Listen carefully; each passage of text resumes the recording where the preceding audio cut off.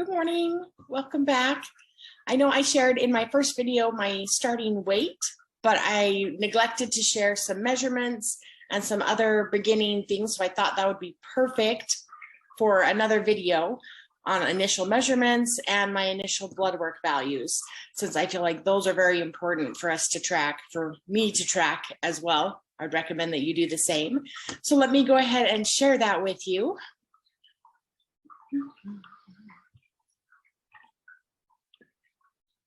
There we are. Okay, so my initial measurements around my chest area, 46 inches, around my waist, 44.5. That's like my natural waist, like the most narrow part. And then the widest part of my belly was at 48, my hips at 53, and my bum at 54 inches. And then I promise, guys, I measured both right and left thighs and biceps, and I guess I must just be symmetrical. So that's a good shape, right? Right and left thighs are 30 inches and right and left biceps 19.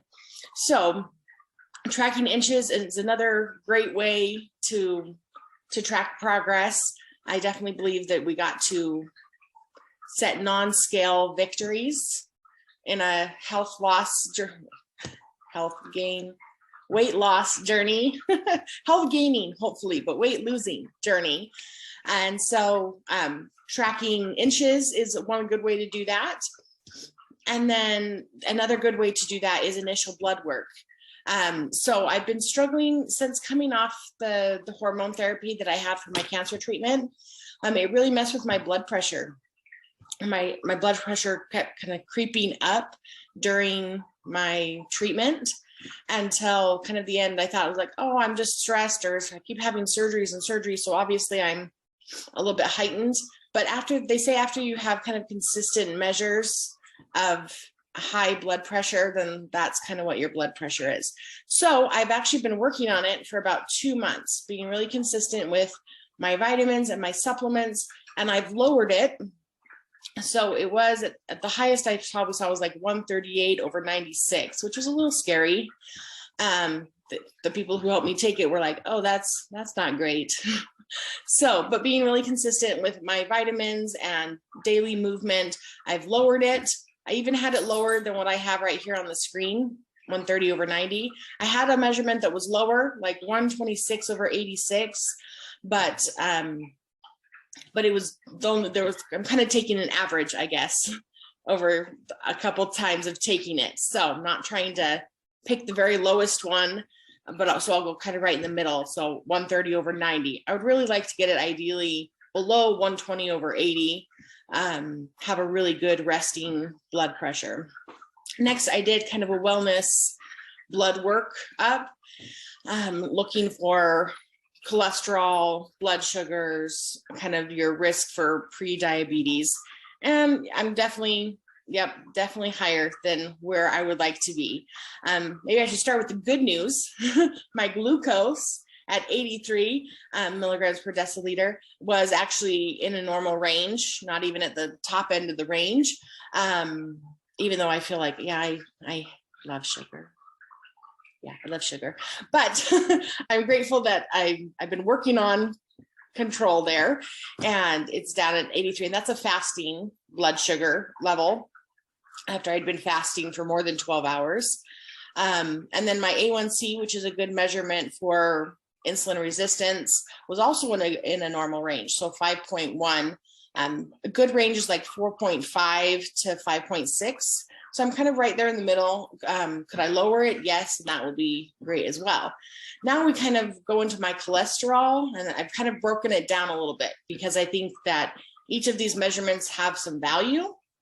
So my overall cholesterol, you can see right there, cholesterol is 210. A good range, they say, is like between 100 and 200. So I've passed the top of the good range, and I would really like to ideally get it right there in the middle of that good range, 150-ish. And then within cholesterol, you can divide it up between HDL and LDL. HDL, you want it to be a higher number, because the higher you have your HDL, high density lipoproteins, the more it helps actually in your body to lower your LDL. Sometimes we label those good and bad cholesterol. I don't really like to label lots of things good and bad foods, good and bad cholesterol, you know. We start making things very black and white, and it's not really like that.